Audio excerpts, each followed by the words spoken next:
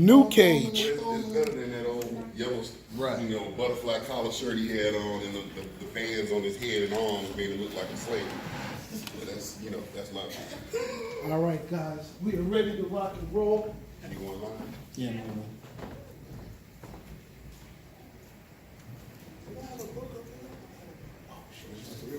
Yeah, it's just three of us. That's good. All right, guys, welcome to the Monster Panel. My name is Jeff Carroll. I am a sci-fi writer, filmmaker, and all-around cool guy, right?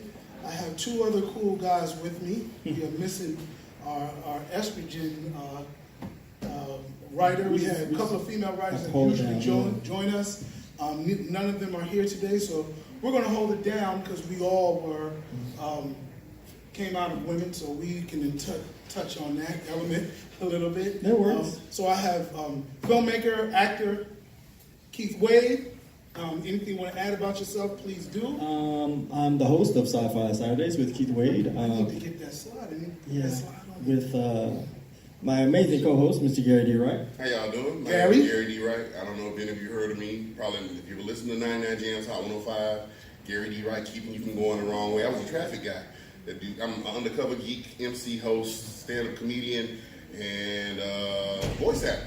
So Yeah, we're about to put that to good business. Absolutely. So today the panel, Monster Panel's been going on for 7 years. We travel comic book conventions, sci-fi conventions, film festivals. Hopefully, if any of y'all have connections, you'll see us at the Miami Book Fair this year. Hopefully, they haven't said yes, but we're really welcoming it. And we just got back from doing a Monster Panel at the first annual Con in Chicago. And so we normally talk about a lot of different things, but this year since Black Panther, we've really been talking about diversity in science fiction and the impact of Black Panther as a film. So I want to do because Gary and Keith weren't able to join us in Chicago. No, but they were invited, so we just want to make sure that was made real. Wakanda is real. Yes, vibranium is all through my voice. I'm going to use the same panel that I did, the same subject that we did out there, and we will bring out that energy from Chicago. So thank you very much, guys. Monster Panel, we do have a Facebook page, and we have a bunch of videos on YouTube. So just Google Monster Panel, and you'll see it's a panel for writers and creators and fans. So today is the importance of Black sci-fi, also diversity in sci-fi. So let's get into it, guys. What is sci-fi? Now, one of our great science fiction writers, Stephen Barnes, say great because he really means a lot to the Black sci-fi world and also to the science fiction world in general, because him and Keanu Reeves, but more so him and Octavia Butler started in the 80s. He's got Keanu Reeves by a few years. Yeah. So his first book was published in '83, and his book Street Lethal was one that I used to be influenced by when I started writing, because it was a diverse character. It was a character set in a futuristic LA, and he was in some futuristic martial arts fighting. So Stephen Barnes defines sci-fi as the answer of three questions. What if only this would happen, like something like this didn't happen, and if this continues to go on. Independence Day is one of those that I really feel is a good example of what science fiction is. But Gary and Keith, how do you all define sci-fi? How do you see even what Mr. Barnes is saying? Well, my definition of sci-fi, science fiction, has always been seeing, in particular, science fiction with people of color, seeing ourselves beyond our current circumstances. For me, growing up as a little kid, I loved Luke Skywalker. And I wanted to be Luke Skywalker. I wanted to be a Jedi. But he looked a little different than I did. So I found it almost somewhat limiting until there was Landau Calrissian. Now I was like, okay, we did survive. Right. So science fiction is just the it's us seeing ourselves beyond our current circumstances and in a new and different way. Sci-fi is just at the heart of all things so much, and there's so much political commentary that can be made through science fiction, even more so than a lot of the other genres of film and speculative fiction. Twilight Zone was something amazing for us to really start thinking about the world in a different way. So I love science fiction because it can really paint another picture of who we are as people. Gary, how do you see it? How do you define it? Science. First of all, how many like science? Anybody like science? A lot of people get afraid when they hear the word science. Ooh. Science is about creating things or allowing thought patterns to go to places where we probably wouldn't think it's possible to go. In the 60s and 70s, they came up with a show called Star Trek. They had this thing called a communicator, right? What do we have now? Cell phones that you can see people on, talk to them anywhere. Somebody had to be sitting around one day just, I want to talk to somebody that ain't in the room. And they came up with a telephone. And it's gone from just a telephone to a communicator that you can call and talk to anybody anywhere in the world. It's amazing how science has pushed us into the next level of evolution for technology with us. And science fiction covers all that, not just the technology part, but even as our human experiences change. Men are getting bigger, men are getting stronger, women are getting stronger. Women are having kids until they're 80. That's crazy. Until what? Yeah, dude. Yeah. We were just Science. talking about it. So having your great-grandchild. Exactly. There are no limits to what science can bring us and what we're able to do. And I think that's what science fiction, for me, really is about, going to that next level and pushing beyond those boundaries till you find yourself out in outer space. I definitely like your answers. I mean, the only other element that I would attribute to sci-fi, and I don't even know if it's coming up as a slide, but I see sci-fi, even in all three of his forms of sci-fi, as how does science affect human beings? Mm-hmm. So it isn't just science. The fictionalized element is the social science. Mm-hmm. How will this affect us? If we continue to do this, how will it affect us? And if this would have happened instead of this, how would this affect us? Because otherwise, we don't really care because it's not our concern. Now, when I say we don't care, even if it's two frogs and they stop breeding, even though those are two frogs, it may affect us because it'll be a trickle effect. So I see science fiction as that. Also, how you see it, Keith, you talked about us in the future. I see it as playing out scenarios, and I think that's the fictionalized element of it. Otherwise, it's just science. So let's move on to the next one. These are some of the subgenres in science fiction. A lot of people just say speculative fiction, okay, as a larger genre. One of our panelist members, Troy, he loves to say speculative fiction instead of sci-fi because, again, the speculation is important. But then fantasy is another part of it. The overall subgenre of black sci-fi, mm-hmm. right? Mm-hmm. We consider ourselves fans of black sci-fi. Keith, you even probably considered a creator of black sci-fi. Do you label yourself as that? Yeah, I do as well. And how do we define black sci-fi then? Amidst all of these subgenres of sci-fi, where does black sci-fi fit in? I definitely believe in the concept of Afrofuturism. Okay. And Afrofuturism is... And that's not on here. Yeah, that's not on there. Afrofuturism, it goes in from everything from Black Panther to A Warrior's Path, my novel. Yes. Plug. Shameless plug, not so shameless. Pick up A Warrior's Path Alpha on Amazon right now. It's everything that involves a perspective of the world outside a European construct.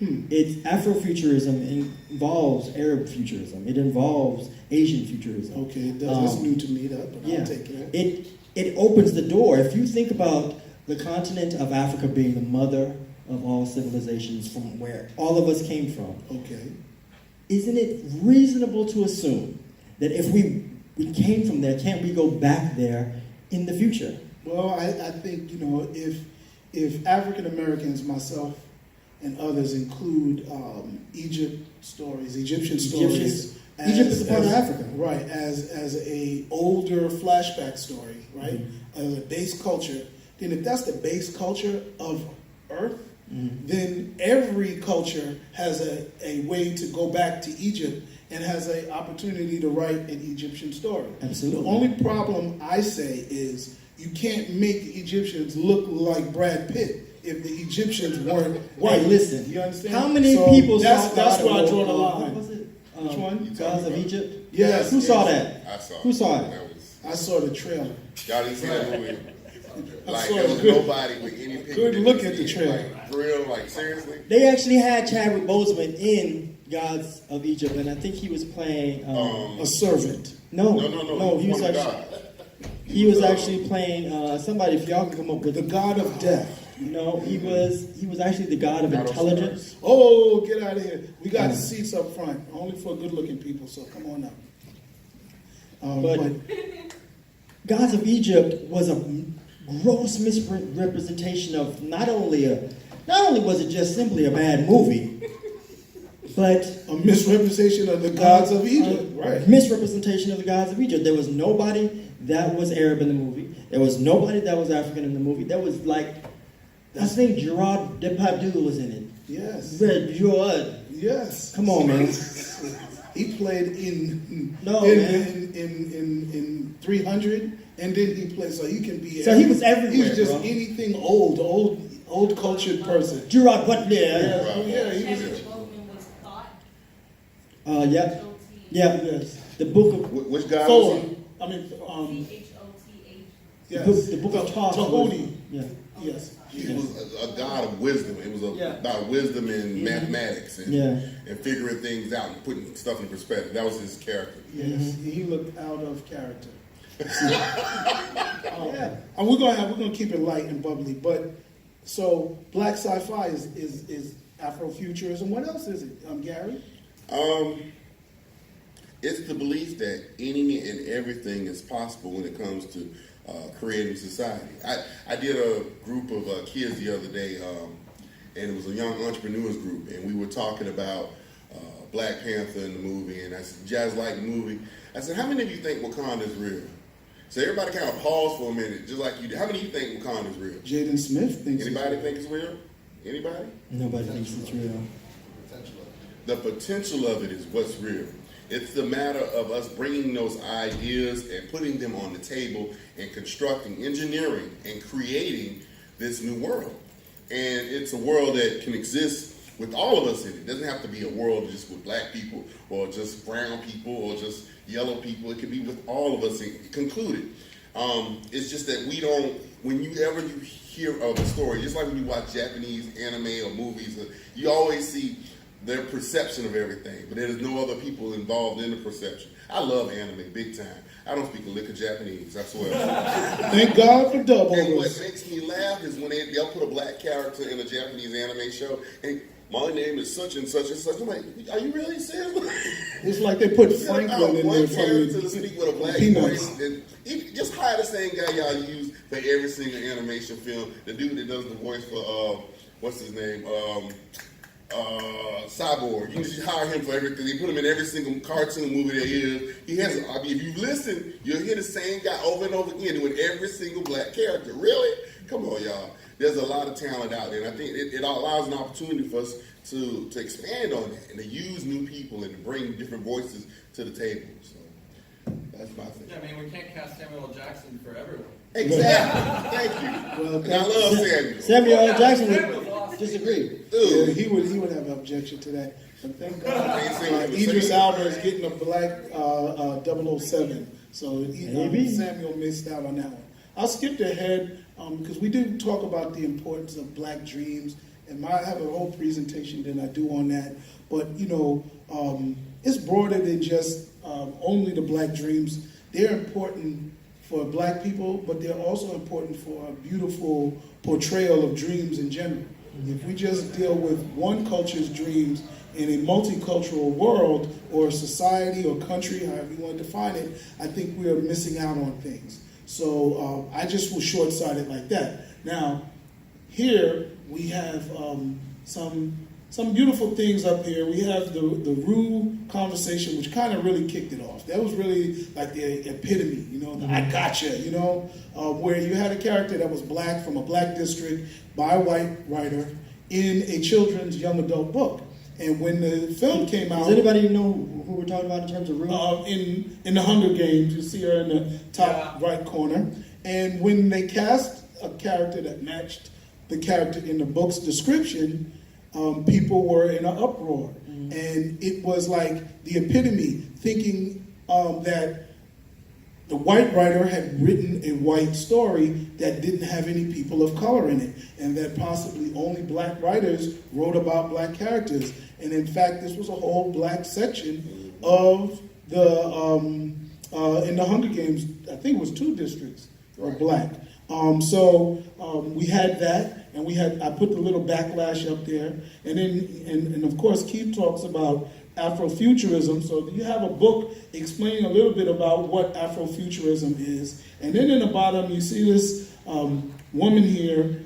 3 years ago, we had a real full-blown backlash on what was caused by the Rue outlash, and that was they came out and said read no more white male writers.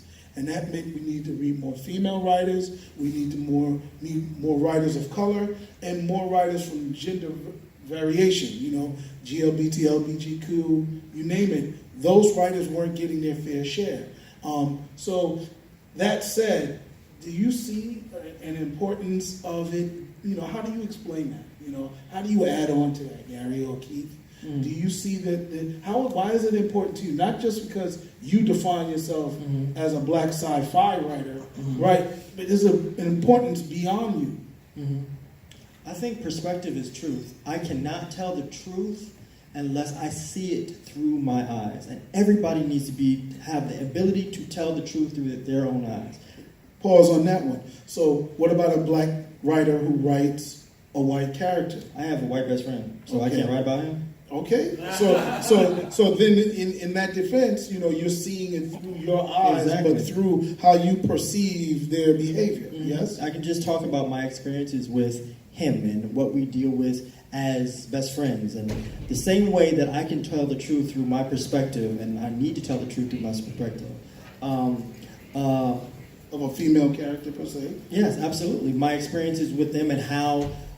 Their voice is funneled. You got seats up front only for good-looking people, so all of y'all are qualified. Come on.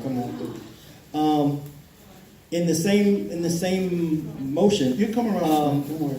An Asian young lady who's dealing with her homosexuality has to be able to tell that story. Right. She has to be able to vent it in whichever way she feels, especially if it's based in science fiction. Because it takes her out of her current element into the future, where everybody deserves to live. So, Gary, how do you see the importance we all deserve to of live black? Exactly. Well, yeah. I mean, maybe some people don't feel that way, and maybe some people feel that you are living in a Star Wars universe before Mace Windu, right? Yeah. Because that universe is a lot different than the demographics of the planet Earth. Right. There in the Star Wars universe, the white humanoids make up the majority, where on Earth they don't. So that may be something different. That was really interesting. That's too. because Palpatine took over, and that's what you wanted. Is that, was that before? Did he kill like all the black people? Because I missed that episode. I mean, it's not only black people that's not in Star Wars. It's Chinese people, it's Indian people. So when did they get to, what planet were they on? Where is Mace Windu from? I mean, we digress. Gary? I mean, there's a lot of ways you can look at that. But me personally, I think about being 8 years old and it being Saturday morning. And my grandmother would be cooking breakfast, and the first thing I had to do was brush my teeth, because I couldn't watch cartoons until I brushed my teeth. So after I brushed my teeth, I was allowed to go in, and the TV was the only thing I really cared about at that moment. Let's see your teeth now. And Show us those pearly whites. well, anyway, the whole point of me was just that moment when you turned on the TV and you were waiting to see your favorite hero, whoever it was. For me at the time, I would go in the closet, get my towel tied around my neck. I had this big red plastic bag, and I would be in front of the TV yelling, "Captain Caveman!" And he, he was a little furry dude. It really was just a character. You really couldn't even put a ethnic breakdown on him. You just knew he was a caveman. Just, okay, he's part man and something else. And I would run around the house with my bat, and that made the world to me on Saturdays. And there were no other characters that looked like me or anybody I could even hope to associate myself with when it comes to being a part of what science fiction is and the opportunity to be more than what we are. You need that place, that foothold. I mean, who are some of your childhood heroes? Anybody? He-Man. He-Man, there you go. He-Man Looks was nothing the like you, right? Bruce Lee. Spawn. Spawn, big Spawn fan. Your childhood isn't Very long good. ago. Very good. I was I was already out of college. But I think what was poignant about a character like He-Man was his transformative aspect. He was already this high and mighty prince, and yet he turned into this strong nomad dude that nobody really knew where he was from. And it's always funny, they look exactly alike, but it's the sense of that disconnect that you have this character now who supersedes everyone's thought of what you can be. Well, He-Man was a little more tan than him, though. I mean, So was Tarzan in the cartoon, but they wasn't black. I mean, I respect the ability to transform characters and make them useful for my own purpose. My favorite character is Incredible Hulk. That's until 2016, Yes, and Lord Luke Cage Jesus. came out on Netflix, and then he dropped the tiara and became my favorite superhero. But there's still beyond that, Gary, something that I connect with because the characters walk through my neighborhood. I had a comedian, shout out to Arnold Acevedo, who used to do a joke about Batman. He said, "How come Batman never come to my section of the hood?" And he said, "We got crime too." He said, "I could imagine giving Batman a call and be like, 'Hey, yo, Batman,' click."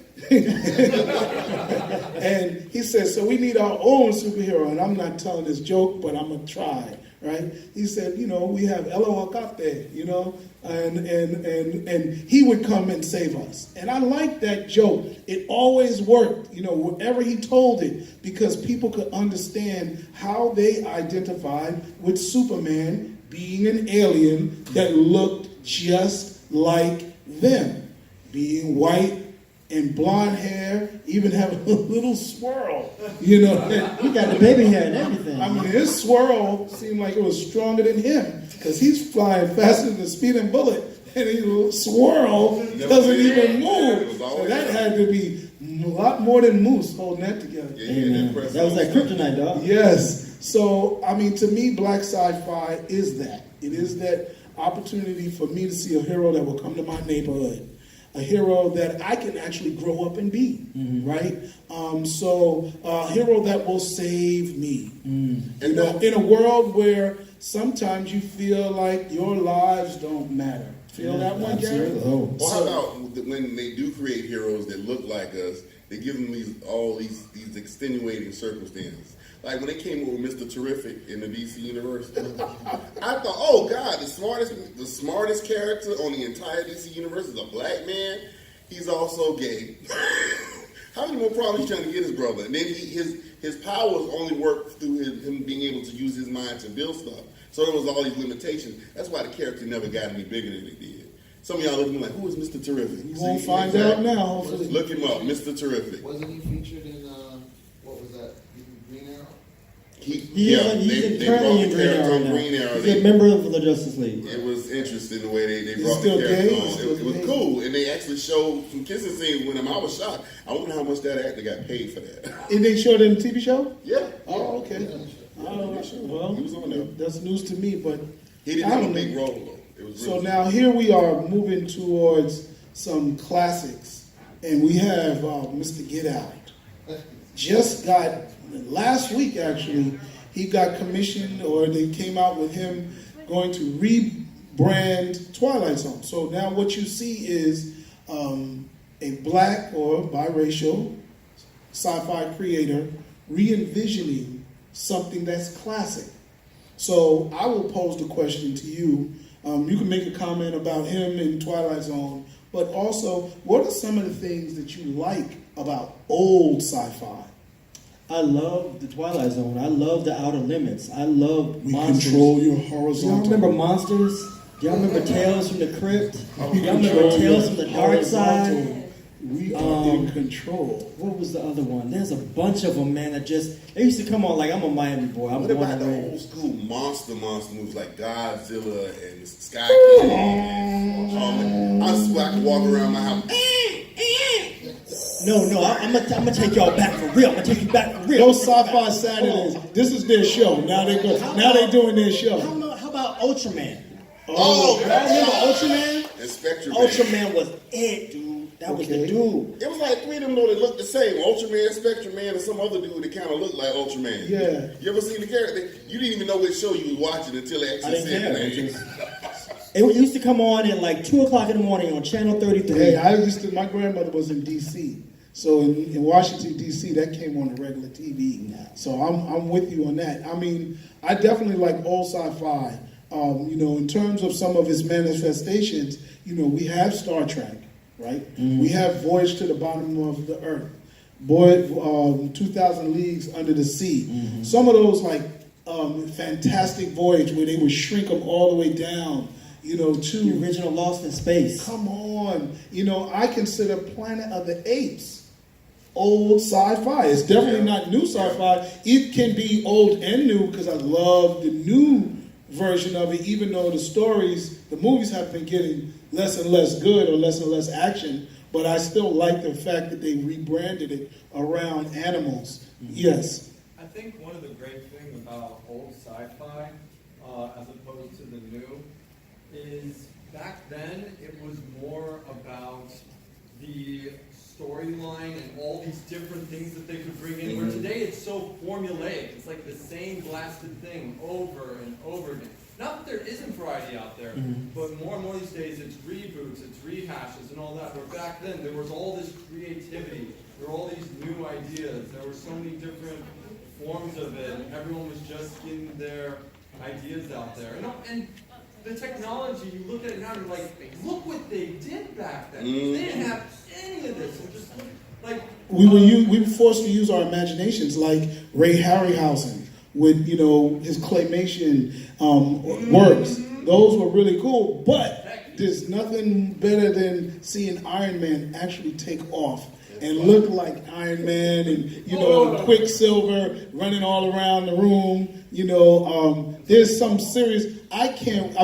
For me, my favorite movie last year was Outside. Get Out was last year, right? Yeah, so Outside of Get Out, because I just throw that one on the next level, right? Like I'm gonna do Black Panther this year, right? Boom, and was Kong of Skull Island, and that was beautiful because the old Kong, the black and white one, was still motion, I think. So those are two different versions of the same story, and I like how they did the old version, and I still like the way they do the new version.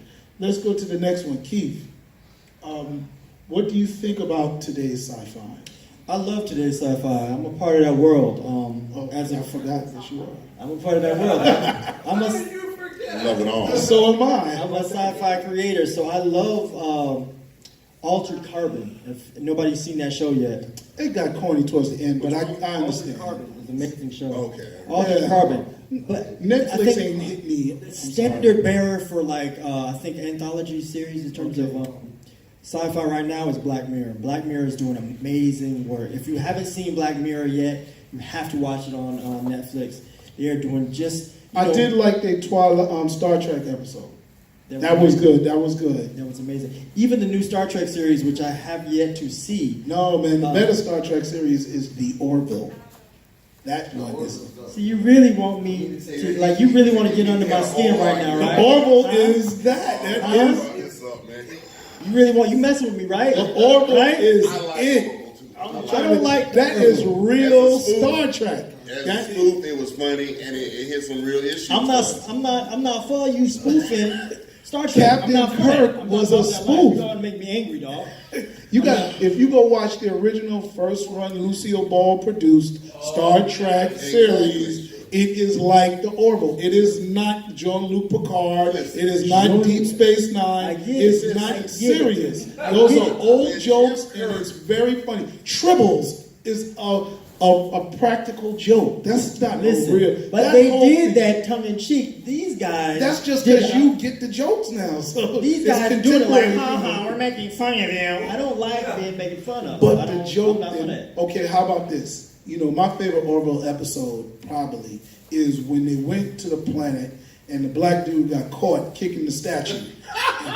And he was tried by public opinion. Yeah. I would love Trump to be tried by public opinion right now. Oh, he'd have been I mean, all because right. we do that anyway. With social media, we are already finding people guilty before they go to trial. And many times our outrage is because we don't believe It's or like constructed outrage. stand your ground Yeah. is warranted when you aren't, you know, it's nobody's ground, when I agree with you're that. when you're the aggressor. So, you know, Orville dealt with that. And I think, you know, sometimes you have to deal with it in, you know, puppetry and real hard analogy and sarcasm and stuff like that. Because if you were to portray it directly, you know, you would be like Spike Lee's The Black Klansman. And how many movies are we going to get like that? I'm sorry, you had a question. I was just gonna say, and our justice system, like down here, it's more, they more so protect the victimizers than the victims. It's ridiculous. Speak on it. I'm sorry. Well, But, yes. I was just gonna comment, it's very much similar. Seth, to me, did what the old campy Batman did, but, you know, he took it from that stance of, Holy we're moly. gonna, right, we're gonna just totally dash it, but the beautiful thing about it is, moving forward, when it became more serious, like, one of my favorite aspects of The Dark Knight was when you saw the Joker standing on the curb and he had that mask they had from back in the day. Yes. From that one particular episode. Nobody really, you know, gets into that thinking, but it That's a real nerd right there. big time. Power to the nerd. It plays to that. And that's why I could appreciate, because I was the same way. I was like, he gonna make fun of this, but then when I actually watched it, it's I saw a couple episodes. I'm not. I used to be very like seriously against it, but I'm softening my stance a little bit. Gene Roddenberry, who created Star Trek, and the revolutionaries like Gene Roddenberry and George Lucas and these folks. I just give honor to those folks. And again, Seth, he did his thing. I appreciate it. Whatever. But You're gonna be hard on Jordan Peele then. If you hard on Seth, golly, Jordan, he ain't gonna have a leg. You got to do a whole review on that one They coulda did a because whole- he's gonna tear up Twilight Zone. But think about it, social media had been out around the time Star Trek was in its prime when James T. Kirk was captain and he was doing crazy stuff like fighting aliens in atmospheres where he couldn't breathe. Nah, man, Sleeping with green women. Uhura's When he uniform slept with wouldn't a made green it woman, I past. threw my hands in the air and I said, "Oh my God, I can't even call nobody to tell nobody about this." We need a discussion group to talk about. Did they just have an interracial relationship on national television with somebody that ain't even really a part of any of the color spectrum? I really wanted to. I wore my Star Trek shirt today because I want to give honor and homage to Nichelle Nichols. Yes. And the thing that she's going through, Real talk, her real talk. physical and just health challenges. I want y'all to pray for Nichelle Nichols because she's not only a pioneer of science fiction, but just a revolutionary in for people of color, for women of color, for just people that wanted to see themselves in the future. So Mother Nichols is going through it. I want y'all to pray for her. Yeah, I personally believe she needs to slow down and making her opinions. The original Lieutenant Uhura, she is now suffering from dementia. And, she's older, but she's held it down for us for so long. She's been traveling. So, really, She wasn't doing cons like this 15 years ago. Yeah, she is. So I think it's the travel. She's travel weary. I mean, it happens to all of us, jet lag or just being in one city to the next. They all look alike now. Yeah. All right, so let's go to the next one. Just real quick questions because we probably only got like 15 minutes left. All right. Do black sci-fi creators have a certain responsibility? Now, I'm going to throw this back to Jordan Peele because for me, I think he got more heat, not from Get Out, but listing Get Out as a comedy in the Academy Awards. Did he do that or did they do that? He didn't object to it. He didn't object. But you have to look at what he did in terms of things show, stuff that he did on Mad TV. Like he really pushed the envelope. He and With using comedy. right, Yeah. with him and the other guy, I can't think of his name, but Key. Yes. But the thing is, that speaks to what he's able to do now because it's outside of everybody else's box. Yes. Not his. So now, guys, Keith, you're a creator. I'm a creator of color, black creators. Do we have a certain responsibility? I believe in the Poitier principle. I'm not sure if you're familiar with that, but Sidney Poitier was on screen for his entire career, never played a derogatory character. He never played a bad guy, never played a character that was derogatory to himself. How would Sidney Poitier answer that? Give us the Sidney Poitier. No, I'm not even I'm not gonna do it. But as a creator, I do have a certain responsibility. I have a certain responsibility to the truth, and the truth of my characters. Okay. And the truth of my experiences and what I really want to create in terms of creating light and artistry through my work. So yeah, I definitely have a responsibility. Well, I think there is probably the same responsibility that we have in life, and that is to be mindful that our images are capable of being used against us. Mm-hmm. So in terms of things that you have to do, I'm not going to say you have to do anything, right? Okay? But there's certain things that you shouldn't do. Like, I'm still against buffoonery. I'm still against things that are compromising images, like Brother Poitier is against. So I would say then you don't have to do anything per se. Everybody can do everything they want to do. But me, I would say, I feel like we don't need any negative images because they already have an image that says, like when I toured around the world, I didn't go around the world, but when I left the country after Barack Obama was president, they would say things like, yo, he's a good black dude, like he's really different than other black dudes. And I feel that a lot of times that is the image that we get in film, and a lot of other people who haven't come to America think that of black Americans. I ain't gonna get too divisive, but I have Caribbean neighbors, and they a lot of times say some of the same things. They just as black as me, So I think, we have a responsibility not to enhance or increase any negative stereotypes. All right? Next question. My Cardi B question. Why do some people not like science fiction? God forbid. My mama said we're not watching horror movies because we're not letting no spirits in the house. Lord have mercy. Oh, God. I don't know if there's any truth in one second. Leaving them demons in my home. Okay, I don't know if there's any truth in this viral Cardi B meme, but I do think, people feel that way. And I think when I saw this, I was like, that may be a reason why a lot of people, particularly black and Latino people, when I wear my Baba mask, people think voodoo, people think Santeria, and they don't play with demons like that. So a lot of people, specifically horror. So yeah, you had a... Well, I think it's what we already spoke to. We don't see ourselves. Okay. Like one of my favorite movies this year was Deadpool 2. And the little guy that was the bad guy that Cable went back to kill, when he made the statement, you don't see people like me as superheroes. So it's one of those things where I think that's a larger part of it than even, that's amazingly funny, but it's amazingly true. And sad. He knows, our grandmother, some of this stuff, Mary You lives could in have our played it in closet. the house. We can't go in the closet because Mary's in there. Right. You know what I'm saying? So for the length of my childhood, I have issues with closets. Wow. You see what I'm saying? Little things like that. I'm a therapist now. We really want to talk about this. We can talk. Okay. Keith, you have a response to this? I'm going to the next slide. Yeah, real quick response. And Gary? Man. That's rooted in our colonizers' indoctrination of our. You really think so? Yeah. No. Listen. Real talk. Okay. Real talk. It's rooted in the European concept of Christianity, of Christianity, and us being forced into that concept or that belief system. And then anything that was of intelligence, anything that was beyond the constructs of what they told us was voodoo, what's bad, what's wrong, what's this, what's that. Even acknowledging and honoring our ancestors, that's considered voodoo now. Right. That's like, oh, there's a lot of Caribbean households that would not let their kids watch Harry Potter because that's a demon. That's right. That's demonology.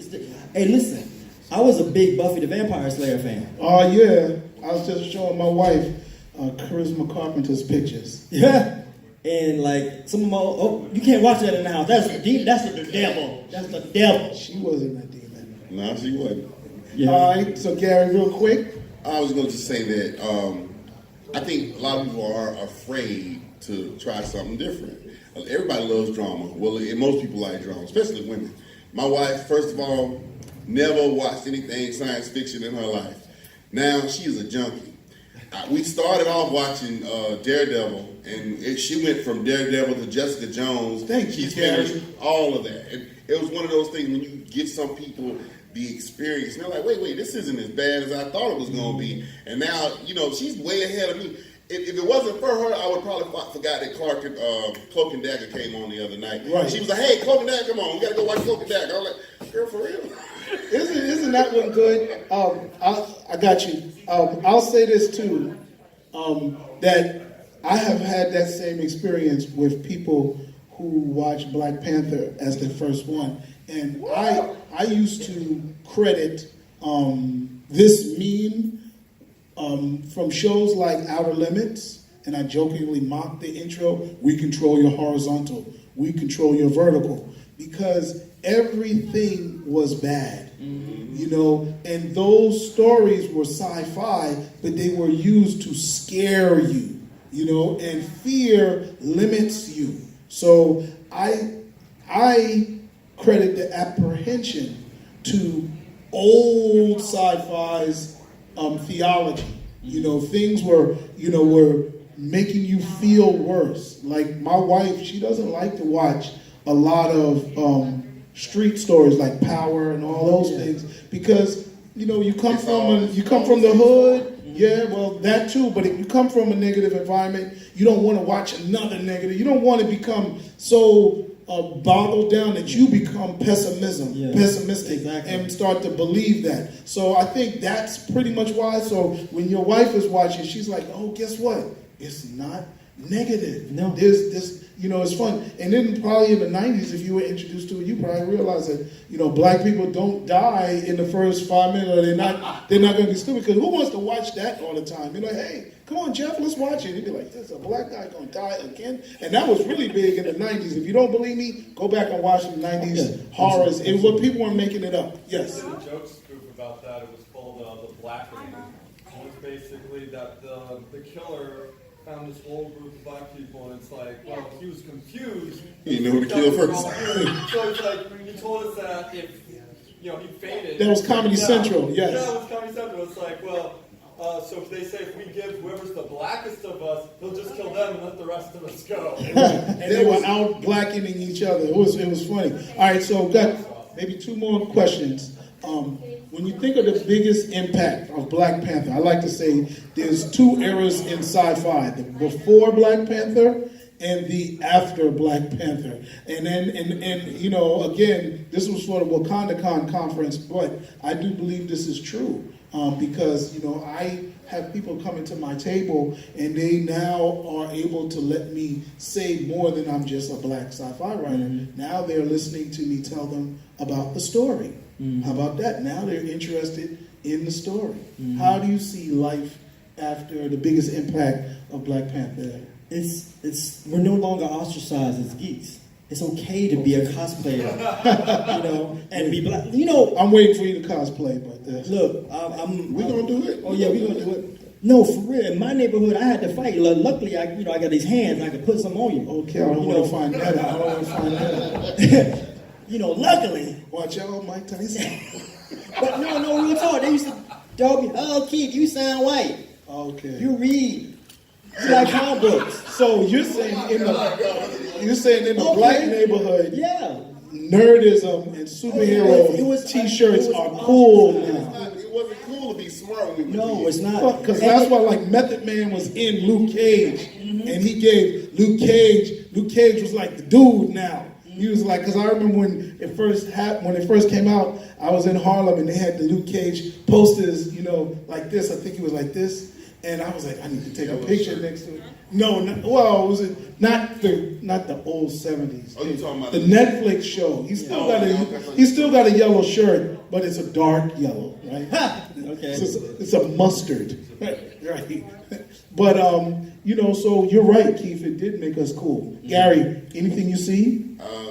It's hard to be a geek, and when you have to deal with all those, I lost my train of thought of what I was about to say about. No, look, the question: what's the biggest impact of Black Panther?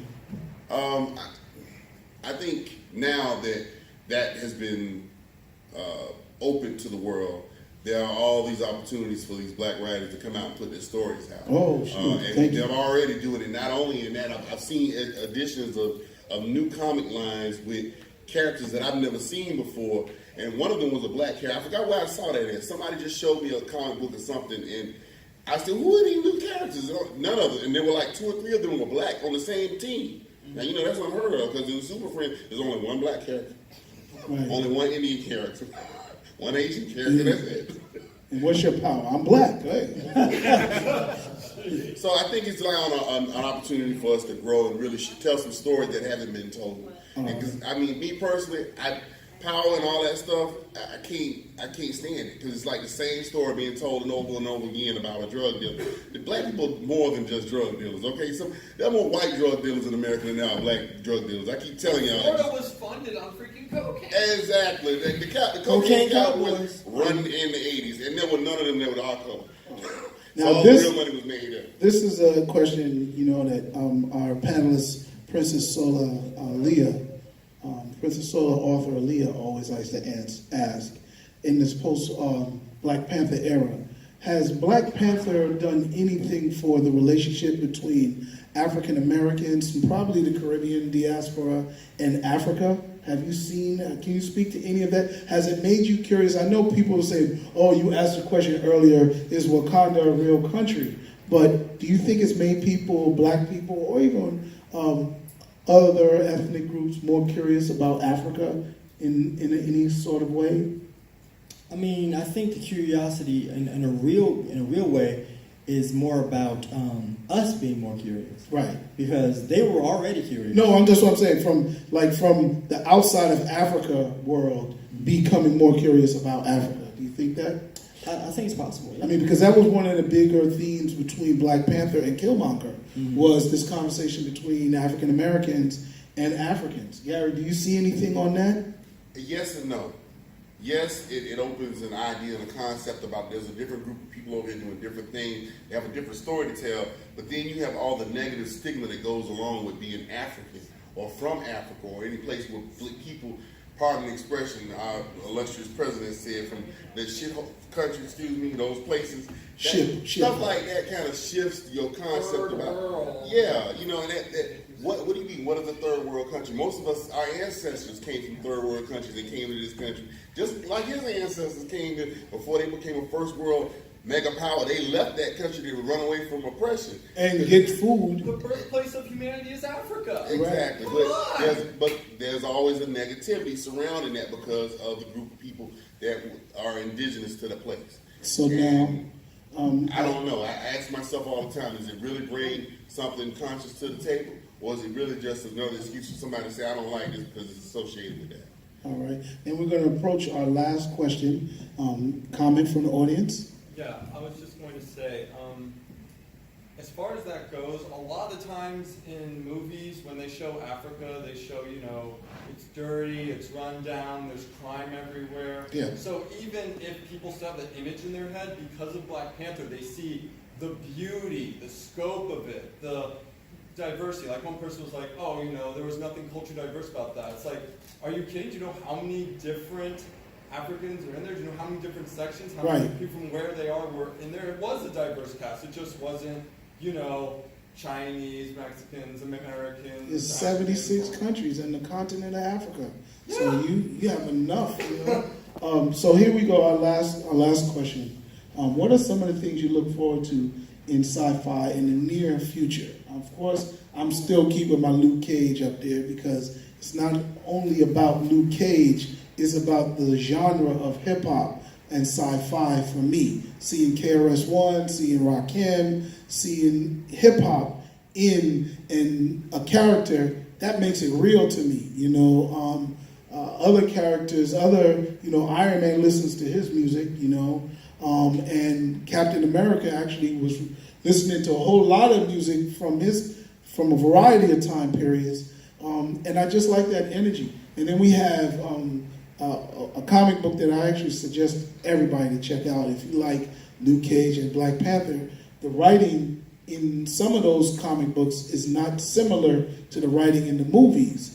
But now they're starting to add diverse writers to these comic books. And one of them I like is writing Falcon. And they actually brought in Blade to the comic book. And it is like a real cool party because in the television and the film universe, Disney owns certain characters and other people own other ones. So you can't really always see that mashup. But in the comic book, Marvel owns everybody. So those mashups do exist. That's one of the things I look forward to. Oh, and this Cyberpunk 2077 is a cyberpunk board game, but it was actually created by a black guy. And he's now being more celebrated because of Black Panther. People didn't even know it was a black guy that created it. So he's rebooting his whole game, taking it further in the future, and it's going to be diverse like he intended it to be. But the diversity now is going to be celebrated. So Gary first, and then Keith, you close it out. Are we talking about? Yeah, the question, what do you look forward to? The future. Well, I guess just to see different portrayals of minority characters, not just black characters, but different characters. Like, honestly, I didn't even know you was Miss Marvel until I saw them. And I was like, whoa, this is a new character? Oh my God. Because I've never seen anything like that. Have you ever seen a character that looks like you, honey? No. Would you like to see someone that looked like you? She does look like She does. Well, in the comic book, The new one is there? Yeah, she's Okay, there. I'm Yes. a little lost on that part of DC now. I'm the Marvel head. That's not the Miss Marvel that they showed in the last. There's two different Miss Marvels now. Right, but the thing is, that's what I was going to allude to for the sake of the question.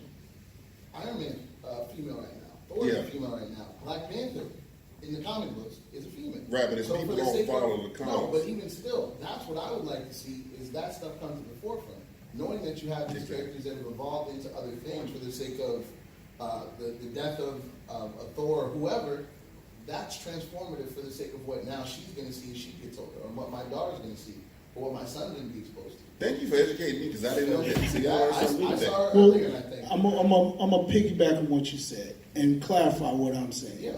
What I like not only about Falcon is not that the writer is black, but because the writer is black, Falcon is going to Harlem and he's cleaning up inner city drug dealing. He just the first 6 issues he was in Chicago dealing with the black on black violence or the crime, inner city guns and shooting. And to me, that is really cool because that is the Falcon that Falcon should have always been. Sure. You know, this guy, and he goes through his war PTSD,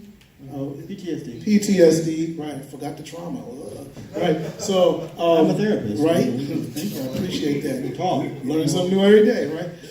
But that is who Falcon is. I don't always feel, as a black creator of original characters, that I want Superman to now be black, right? I don't need to replace. We got Static Shock. Just add him in the DC universe, make him more prominent. If you got Black Lightning, I'll take that Black Lightning and throw in Keith Wade as the writer. How about that? You know what I'm saying? So there can be a Muslim character that's authentically Muslim, that's not replacing another character that's there. So I don't have hate for that, right? I don't have hate for that. But I would like to see an authentic character come from these cultures because we're not writing about aliens, we're writing about real people. Keith. There's a lot of stuff I'm looking forward to. I'm looking forward to Spider-Man and the Spider-Verse that's coming out in December. The animated film that's focusing on It's December? Yeah. Damn. What's with Peter Parker's voice, though? Well, he's Sorry, I'm still hung up on that. I just know it focuses on Miles Morales. I'm interested to see that. Hey. Latino Spider-Man. I'm That's Latino. I'm interested in seeing the reboot of Buffy. With, Black Buffy, right? I don't think they're gonna make it new Buffy just black. I think they're gonna continue the universe and bring a black Slayer into it. And I hope 007 is like 009. Yeah. What about Young Justice Season 3? I'm looking forward to Young Justice, even the live version of Teen Titans. I'm looking forward to that. I'll check it out. I'll see you. Yeah, that F Batman, they're gonna have to bring that into context. And I'm gonna support that Teen Titans just because of the flag that Starfire's getting. Yes. Yeah, I'm down with you on that. Yeah, I'm supporting. And I should have put that in here, but I think it just happened last week or week before. Well, it's been going on for a minute. Okay, I gotta add that. Supporting that. And I'm just supporting other creators. I'm going to support Takashi Coates and his run on Captain America. I've never really bought Captain America, but because he's writing it, I'm gonna buy it. I don't know if I like him that much. I ain't gonna hate on him. Yeah. I don't know. But I'm not gonna hate on him. I want to see. I definitely want to see. I'm writing a George Washington story, I wanna so see what he you does can buy with it. that. My George Washington, the father of our country. I'm writing that. That's gonna come out this December. I would love to see that. I want to see you write a better version of Harry Tubman, the Vampire Slayer. There you Do go, that, dog. dog. I'm Do down. that. I'm down. I have a story in my book, so. I'll buy that, dog. I'll buy that. Well, thank you very much, guys. We are actually at time, right, Gary? I'm good. No. At 5:35. Okay, yeah. So we're over time, 3 minutes. I want to thank you all. These guys are actually going to come to my table. You can catch them in the back, but they're actually going to be at my table at the end of the hallway, the entrance Let's to continue the discussion, y'all. marketplace. Thank y'all for coming so Thank much. you for coming. Thank you. Thanks for having us. Overtime feels good. Oh, get a book, I don't know if I'm looking forward to the new Teen Titans, but I'm hoping that it's staying true to the comics as much as they can, because as much as I like the cartoon shows, not Go, but the cartoon show, the Japanese ones, well, Japanese ones.